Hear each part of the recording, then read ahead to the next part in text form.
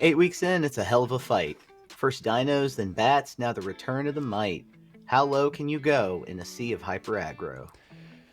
It only matters if it ladders. Comment below as we walk through week 8 of Ixalan Standard. Now let's get after it.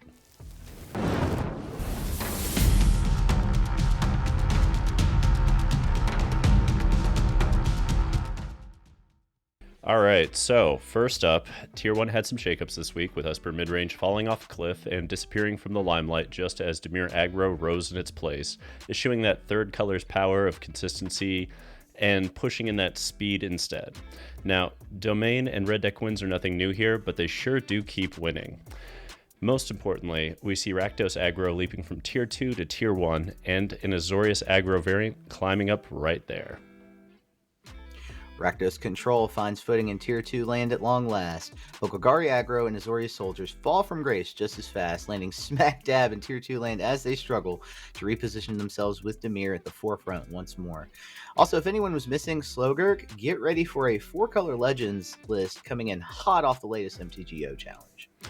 And last but not least, we have a few spicy new brews for y'all to try out. Bant Toxic burst onto the scene this past week, but with only one result, we're not quite ready to push it into the tiered archetypes yet, so we're featuring it here instead, alongside Selesnya tokens. Also, thanks to the MTG Rebellion Discord for sending us a spicy Is It Spells list and a tuned Esper Control list, so we'll be featuring those as well. Now, let's go ahead and jump into those Tier 1 archetypes and talk about Dimir Aggro. So, No Keyboard Gaming took their variation on Dimir Aggro straight through the Swiss BO3 Nothing But Land tournament to a trophy at the end, taking down Mono Red to cement this archetype's leap from recent obscurity to the front lines of established Tier 1 archetypes yet again. Now, this is a deck that was absolutely dominant near the end of summer in 2023 before falling off the map entirely for the next 4 to 5 months as it awaited a full restructuring. Luckily, with the printing of Deep Cavern Bat, Spyglass Siren, Tidebinder, Preacher, and Boat, it was enough to resurrect this beauty. Now, I love that this build embraces that old style of snowballing the game with early threats backed by a Gix card draw engine, especially now that we have bats to protect the Gix and boats to both pump the bats and evade all those pesky wrath effects. You know, the ones that used to read counter me or lose the game, and now read 2 for 1 at best, and your boat still hits me in the teeth next turn. So I would say get used to seeing this deck. It's picking up steam as we push into the standard RCQ season, and I anticipate it showing up in numbers, given how difficult it is to contain. All right. Some consider this an archetype that needs 6 to 8 one-drop evasive threats, typically to go along with Gix. So they add Dream Thief or Stalactite Stalker usually to supplement the Siren in those cases. Do you think that's actually correct? Well, I think the first question is which of those 3 options is the best, and I think it's Siren. The fact that you have they keep printing better versions of Flying Men from Arabian Nights, and Spyglass Siren's the best one I've seen, because you're going to get a 1/1 that's either going to turn into a 2/2 flyer, or it's going to draw you an extra card, and in either case, there are other weird triggers that come off of it. I think it's the best.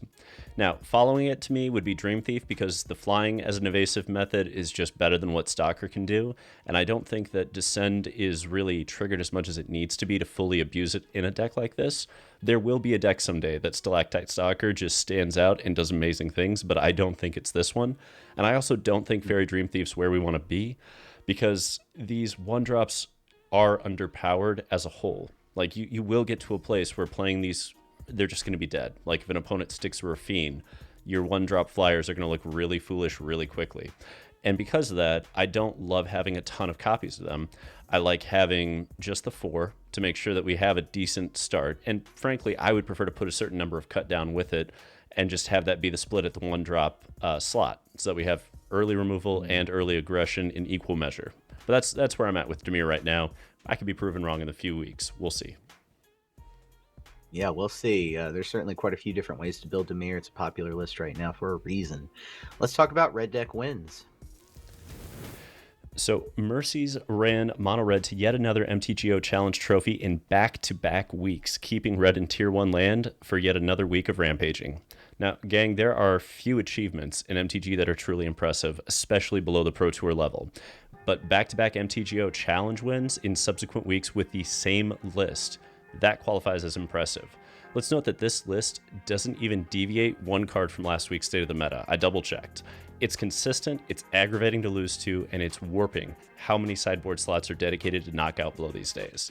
So if you're playing standard and you're losing to this deck and you need to switch archetypes or rethink how to combat it, it's because this deck has turned into the aggro measuring stick. And perhaps more importantly, showing that that same list is the right call 2 weeks in a row leads us to assume that Mercies has in fact cracked the code on how to build this for the meta. I didn't think it was correct necessarily. I took a look at the list and I was like, 4 Phoenix Chick over the Swift Spear, like no monstrous rage. I don't know. But results don't lie. Results don't lie, and Mercies cracked it. Okay. So I guess that sort of answers my question. I was going to ask, is red solved? Do you still play other iterations of red? I can think of at least 2 others after this deck. I mean, there are other ways to build a deck, certainly, but when you see something that's getting back-to-back trophies, that tells me that the person that created that and is utilizing that is very aware of how to play with that deck, knows how to optimize that list, and likely has the most optimal list for the metagame that we are currently in. It may change. That's how these things go. Again, Magic is a puzzle that you are constantly trying to solve with ever-shifting variables. There is no one list that is the truth, the light, and the way for any archetype ever. But there are many that come close. And those are the ones that have a minimal number of flex slots. And I think red right now has fewer than 6 flex slots in the main that you can play around with. And I wouldn't mess with those arbitrarily. If you're sitting there like, well, I don't agree with Phoenix Chick. Understand that you need to know why. You can't just start replacing it with Swift Spear because you prefer Swift Spear. It's about what actually makes sense and what was the logic. So when you delve into how to, is it solved? Kind of is the answer. Kind of. There's probably some strong logic, and you should know what that logic is before you start shifting things. Okay, that's very fair. All right, talk to us about 5-color domain. So 3 top 8 appearances in the 143-player MTGO qualifier on New Year's Day maintained domain as a Tier 1 archetype, although no trophies were taken down. Nonetheless, Cyril Guy, again, don't know if I'm mispronouncing it, hard to tell with some of these monikers, made it to the finals of that tournament, landing on an all too familiar iteration of the ever-popular deck. So let's address how that shifted this week. Instead of pursuing that Vanquish the Horde Wrath that synchronizes well with Beanstalk, this build actually moved further into the 2 Depopulate copies in the main. They also remained on those 4 Cavern of Souls, which you gotta have to resolve those Archangels and Atraxis, and the single mirror-breaking copy of Nissa in the main. And for those who are like, why is Nissa going to break the mirror? You just play it for Overrun. You play it for 7 mana, you -7 on impact, and all of these tri-lands are forests, so all of those are going to give your creatures an additional +1/+1 in trample. I played the mirror. This card is insane, right? So on the sideboard, you see that it also shifted out a single negate and a single Chrome Host for 2 Jaces, and I think that's also strong considering you're gonna have to win the mirror match. Having 2 Jace, having a Nissa, having those negates, all of that is just essential for winning that mirror match. So I love that that's where we're getting, because in a mirror, in case you didn't know, the primary way of winning is going to be decking. And Jace helps immensely with that, while Nissa gives you that backup threat of like, if you don't Wrath, if they cited out all their Wraths and you get a Herd Domain followed by Nissa, GG. Yeah, that's deadly. That makes me think, if Mill is kind of like the mirror breaker here, do you want 4 Beanstalk? I know that when I have 2 out on the field and I'm casting spells, I'm going off, it can get kind of hairy right there, possibly milling myself. So what's your take on that?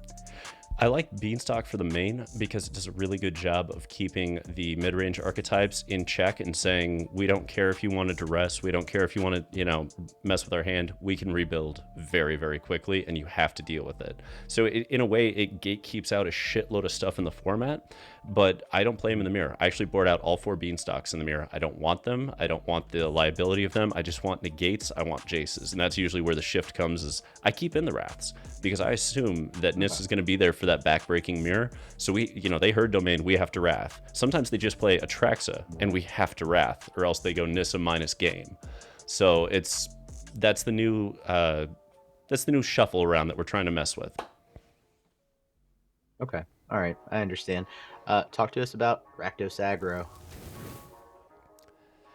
The Rumble in Yokohama, Japan, an 18-player tournament this past weekend, was won by Kandu Ryuki with Rakdos Aggro. Again, apologies if I butcher your name. Similarly, in the Swiss BO3 Nothing But Land tournament, 3 copies of this deck made it into the top 8, which combined with Kandu's trophy led us to vaulting this into Tier 1 land for the first time this season. If you were wondering where are all those sweet new Discover cards, it's right here. Look no further. A full playset of Geological Appraiser and Trumpeting Carnosaur are included here, making this aggro list more realistically a mid-range option. Now, while I don't love the lack of turn 1 plays in this deck, nor its inability to push over the top of Domain, theoretically at least, it does look like it'll grind harder than Golgari and recover quickly with all those Discover 2-for-1s. So let's just start by saying I don't think this archetype is done evolving. I can't wait to see what happens as the season continues and dedicated minds are working to solve that puzzle, but I do think it has merit, and I'm very curious to see where the next evolution goes.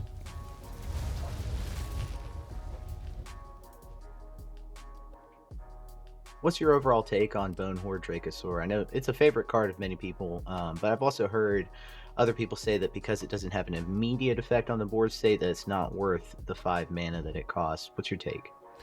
I like it in this list specifically because we're already running Cruelty of Gix and we have Trumpeting Carnosaur. So when you think about how amazing it's going to feel to go Giant T-Rex into Dracosaur, and you're like, okay, now answer both of those threats, that's where you start to see it get a lot better. And having Cruelty of Gix to just reanimate it also makes it a little bit easier. I mean, the card, for those of you who have not resolved it and kept it in play for 1 turn, it's basically a red Ancestral Recall every turn on top of a 5/5 beater. It's very good. It's very hard to deal with. It has to be dealt with. It is the red Shelly, in my opinion, because if it isn't dealt with in basically a turn, you're in trouble. They're going to run you over. And I've been run over by a Dracosaur. I think the first time was a draft, and it felt way worse in draft because like the power skew is so high in draft. But in standard, still pretty damn good from what I understand. Yeah. I definitely use it in some of my lists that involve red. Got to use it in Jund. Got to use it in Rakdos. All right, talk to us about Tier 1 entry Bant Toxic. Oh yeah. So, Razzle Flabbin, yep, I think I pronounced that one correctly, took down an 86-player MTGO challenge of 32 this past weekend, featuring Bant Toxic as their weapon of choice. Now, with the rest of the world focusing more on Mono Red as the deck to contain, Bant Toxic has emerged as this like weird tier 1.25 option with better positioning against the sideboard hate. So, for instance, all these other decks, they have Knockout Blow for red, but because they did that, they're also losing other slots they might need, such as extra copies of Cut Down, right? So do they actually have an answer for Venerated Priest and the buddies? Turns out the answer is pretty commonly no. I look at this list and I see this synergy with March of the Swirling Mist and Venerated Rot Priest in your army, and it is insanely hard to deal with that. You know, like they want a Wrath, and you can just hit them for 6 poison potentially with just marching your whole army off the board for, you know, a turn. And it's wild how difficult it is to contain a deck like this now that more of the tricks are present and less of the green big fat derples are in there. You know, like we don't have Bloated Contaminator. We're not trying to play that game where we go over the top. We're just getting a little tempo going and riding it all the way to victory. Would you say this deck is propped up by Mono Red success and, you know, its subsequent sideboard pivots from generic removal over to focused removal like Knockout Blow? Yes, I know there are people who are gonna be like, no, it's tier 1 on its own. Maybe, but we've never seen that because Mono Red is so prevalent and so good right now that everybody is playing Knockout Blow. Every single deck in white is rocking Knockout Blow, and those are all slots that normally could go to other things that would help other aggro matchups, but have to be dedicated only red hate. So I don't think we've seen a field that's acknowledging it as the premier aggro deck yet, and for a good reason, because I don't think it is the premier aggro deck right now. I think that's Mono Red. But because of that, it gets to gain those extra margin points where they don't get those extra 2 to 3 cards in the sideboard or perhaps in the main as well to deal with it. So it just wins on margins left and right. That makes sense. Now talk to us about Azorius Aggro? Soldiers? Not soldiers. No. Jesse Kennan took Azorius Aggro through the RECQ at SEG Con in Cincinnati with their unique iteration, eschewing the traditional Soldiers build, as well as the traditional Black Splash into Esper for stronger removal / Rafine, opting instead for a clean mana base and grindy options to out mid-range the opponents. Now, what I like about this more than anything is that Warden of the Inner Sky is here, and it's a fascinating choice when you get to accompany it with Spyglass Siren and Schooner, especially as Schooner can get those counters up quickly. Now, honestly, I've played Warden in Boros Convoke, and with the new set already having spoiled Thraben's Inspector's replacement, I expect to see boats, Wardens, and all the 1cc spells that pair beautifully together as we move forward. And I expect to see this archetype evolve and gain in power when the new set drops. But in the interim, it clearly already has the tools to compete. All I'm saying, though, is when that new set drops, you're going to have Spyglass Siren, Warden, the new Thraben Inspector, Boat, and you could put in Knight Errant of Eos as your Convoke. You get one other decent Convoke thing in there, maybe a wild reprinting of Venerated Loxodon, and I think you have a stronger deck than what Boros Convoke was for Explorer. So I'm fascinated to see where this one goes. Yeah, me too. That's going to be wild. Why the full playset of Destroy Evil in the main? I think this is a deck that has to acknowledge that it's playing threats that are underpowered when compared to the mid-range threats, right? Like, if you see a giant dino, how else are you dealing with it? You see a Traxa, you see Archangel, how else are you dealing with it? And rather than try to play Make Disappear right now, they're playing Destroy Evil. And I like that specifically because of Domain. I like that they're acknowledging Cavern of Souls is a problem, and we don't get to try to deal with that with Make Disappear. We deal with that by blowing it up when it hits play. And Destroy Evil is such an amazing hedge for that, because you're not just hitting Atraxas, you're not just hitting Archangels, you're also hitting Leyline Bindings, which are a big deal in that matchup. And you can hit up the Beanstalks if you want to, though rarely do I think that's the right move. Yeah, typically. Okay, wow. So that actually wraps up our Tier 1 archetypes. Now, let's dive into Tier 2. I'm going to kick things off with Rakdos Control. All right, 2 top 8 finishes in back-to-back weekends for this archetype raises it back into Tier 2 land as we feature Carnage cards, ENTs, builds from this past MTGO Challenge of 32. Now, while this build might more aptly be called Rakdos Reanimator, given the inclusion of Cruelty of Gix, Virtue of Persistence, Breach the Multiverse, nonetheless, it represents a myriad of wrath effects and strong upper-end finishers. Discarding to the Celestis or Big Score just to reanimate on turn 5 feels like a classic. The great thing about hitting with Itali is that it creates pressure for Domain, with all its great permanence, and it feels awful against the weenie decks, unfortunately. But you may not even get there in some of those matchups. The sideboard features Preacher of the Schism and Aclazotz, among other options, just in case you need to go lower. Trumpeting Carnosaur into Burn Down the House has to feel amazing as well against all these hyper aggro matchups, especially when you want to reset the board. This is a color pairing that traditionally has the tools to grind through other mid-range lists with ease. So, Max, why are we embracing this over Rakdos Aggro? I mean, like, what matchups do we gain in? Which ones do we lose out on? So we typically gain in the Domain matchup with Control, and also many of the other mid-range matchups, like, sometimes Golgari, most of the time Esper. This deck can go bigger than those decks in some cases and outlast those archetypes in a grind. We do, however, lose against the lower aggro trains. Decks that curve out turn 1 to turn 3, for example, can get underneath this deck. It doesn't invest enough, in my opinion, at least not this build, in cheap removal. So the early interaction's just missing, and that's one of those critical weaknesses. Yeah, that's basically the gist. Gotcha. Well, let's move on and take a look at Azorius Soldiers. All right. Shout out to Add One Count 3D. Addicted. Oh, Addicted! I gotta get back to my lead speak. For Right. finishing in the final 4 of the MTGO Showcase qualifier on New Year's Day with the tried and true Azorius Soldiers archetypes. This is the real Azorius Soldiers, right? The aggressive shift from 2 Protect Negotiators into 2 Invasion of Gobakons signal that the archetype is maintaining a slight hedge against Domain, while initiating the flash flying plan that snowballs quickly. 2 Harbins, a full set of Knight Errants aggressively push out the other mid-range decks, applying big strikes to keep them in check fast. Tidebinder supplements the Tempo Flash game plan with a fun way to pop a body in front of Mono Red or disable a Wandering Emperor. Oddly enough, this archetype is also becoming the staple wedding announcement archetype now that Dimir is pushing out Esper midrange once more. Lastly, we note the 2 copies of Lauren sitting in the sideboard, hinting at a stronger hedge against domain post board, along with some versatility in handling rogue boats swimming around. So Max, has Soldiers officially shifted to a mid-range swarm deck at this point that seeks to outlast other aggro and mid-range strategies? Oh, it definitely has.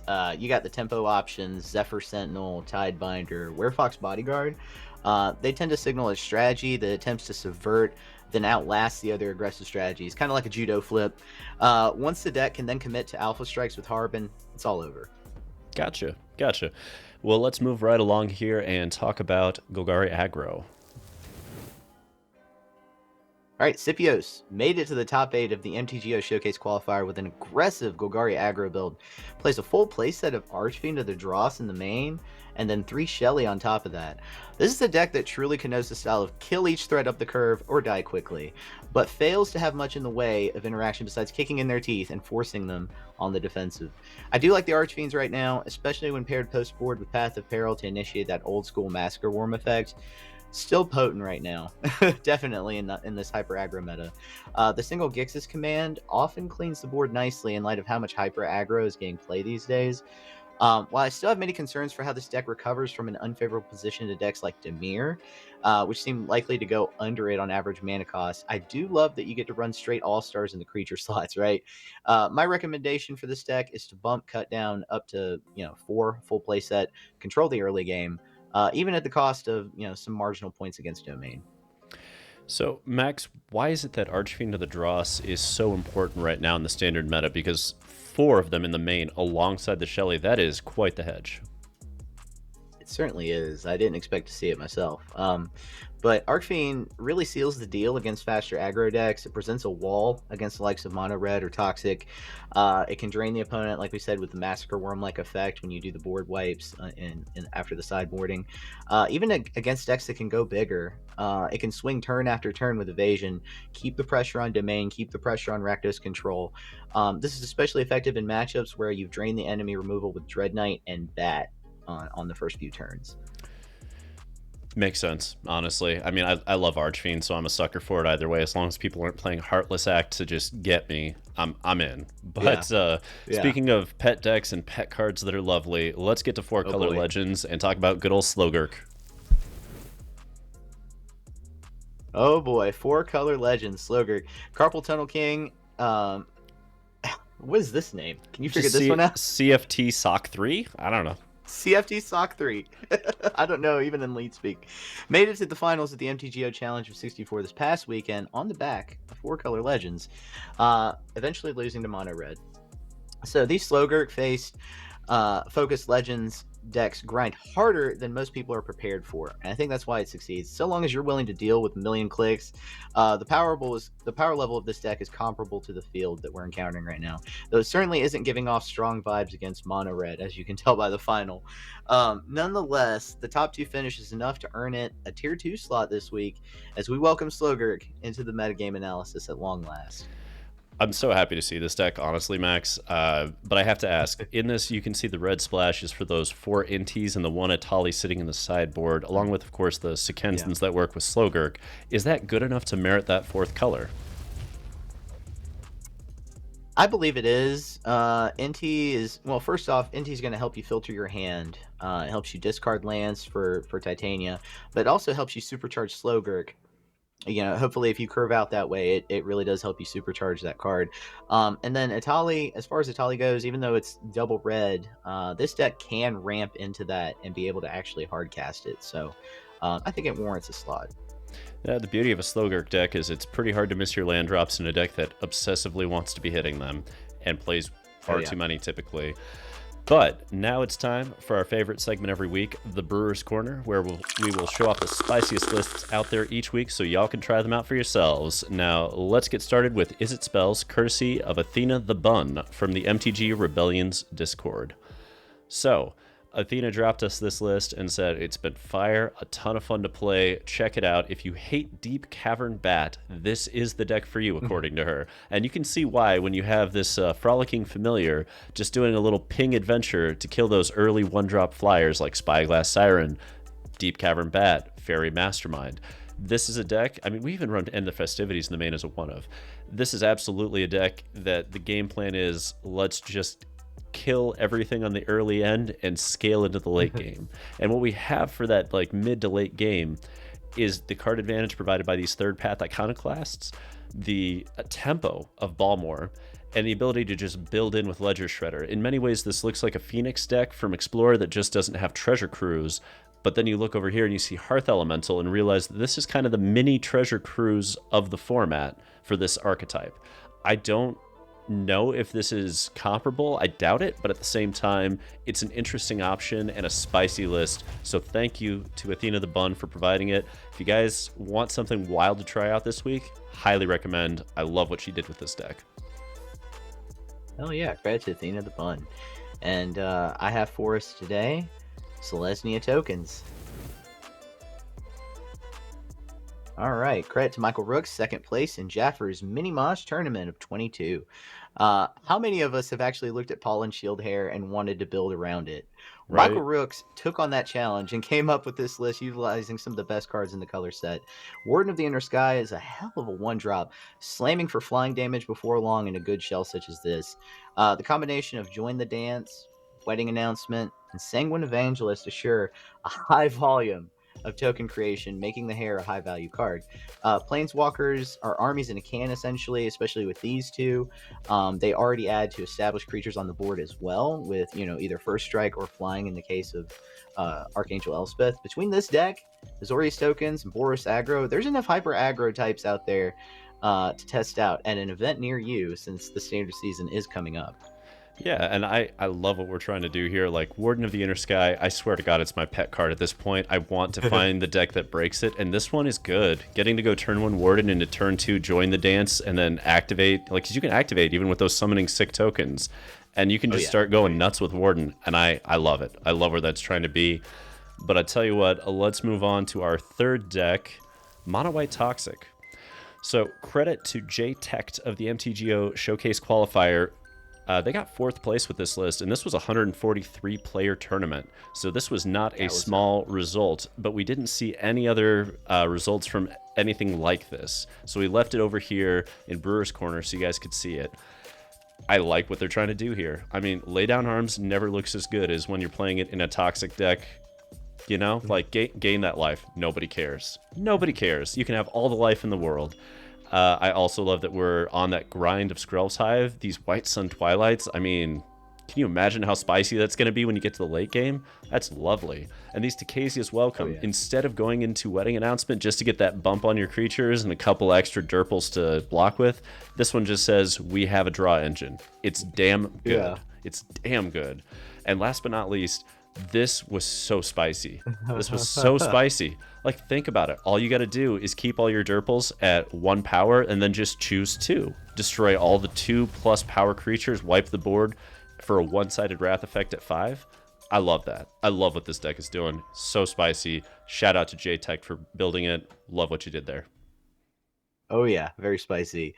Love what the deck is doing. Love the board wipes in there. Very cool. I have for us Esper Control. Credit to Slow Bike. So, this deck is essentially a control with some teeth. It's able to utilize Void Rend to get through Ward, Tidebinder to brick valuable pieces from the opponent. The name of the game after that is Basic Removal, which this deck does well with black included in the color set. March is wonderful exile-based removal that scales with the match. Siphon Insight makes sense here, at least as a one-of, when it's against a meta with a diverse amount of must-answer threats in multiple color sets. 6 board wipes in this deck ensure protection from the hyper aggro strategies. I think it's just enough. But then you also have Whale and Virtue at the top end to make great win conditions, especially in the current meta. Shutting off a threat, right? Being able to retrieve from a rich menagerie of creatures in a graveyard, which you'll often encounter against the opponent right now, or hit with a big creature like the Whale after wiping the board even. All of those things feel really good in this deck. does those things well. Absolutely. And that brings us to our final segment. So, predictions for the upcoming week. Max, we've looked at 14 archetypes tonight. What are your predictions going to week 9 of Ixalan Standard? Well, Dimir, Dimir, boy, has definitely made a stand, especially against two of the toughest decks in the meta in Golgari and Esper. I predict that Dimir will continue to thrive in a meta of complex mana bases and myriads of threats. Value cards like Gix, Preacher the Schism in the 3-drop slot allow this deck to gain big in terms of card advantage and board state. Tidebinder and Urtai give it leverage and often result in 2-for-1s in its favor. In a meta decided by tight margins, I think Dimir is best positioned for gaining that sort of value. I predict it will win several events over the next coming weeks, even beating out Domain, as it has the tricks in its toolbox to do just that. How about you, Rictus? What will happen? Is Dimir a flash in the pan, just harvesting the Esper players, or is it a good long-term deck as well? So, I mean, I think Dimir will run the table for another week as everyone struggles to recall how to combat that kind of aggression and snowballed card advantage before remembering that you can just play 4 cut down in the main in decks like Golgari and push a few more big fat turtles into the fray. I mean, hell, Domain might just search for a few more low-end angels to shove onto the battlefield uncounterably. I mean, it might be time. It might be time. We do have Resplendent Angel in the format. It does come down early and start blocking things like Deep Cavern Bat and making sure that Gix is no longer quite as much of a threat. And, you know, it's interesting to see how decks are going to respond to this. But with Domain, Dimir, Mono Red all putting up consistent results and strong showings, I think we're seeing the return of a trifecta at the top, gatekeeping most of the other archetypes out due to one weakness or another. And the good news is a new set will drop, I believe, next month. The bad news is it might not matter unless we see some love for other decks included. And to be fair, I think we're going to see some love for Warden of the Inner Sky, so I'm already pumped. Oh yeah, me too. Boris Aggro, I'm there. Mm-hmm. I do hope so. We're under a 3-year rotation now, so we should hope to see older archetypes revived at least in Standard. Regardless, we'll be here to preview the set. I believe February 9th is the official release. We'll also bring you information on early access as the time nears for Karlov Manor. Go ahead and like the video and subscribe. We need your support to get to 3K subs as we're fastly approaching it. The community has been very generous to us thus far. Check the latest episode of the Rebelcast. We have a new mailbag segment. Your questions and comments could be included. Submit those to the comments of that video. And also be sure to tell all your friends about the Rebellion so we can reach more subscribers. Well, that's all we have for today. Until next time, Rebels, untap, upkeep, resist. Resist.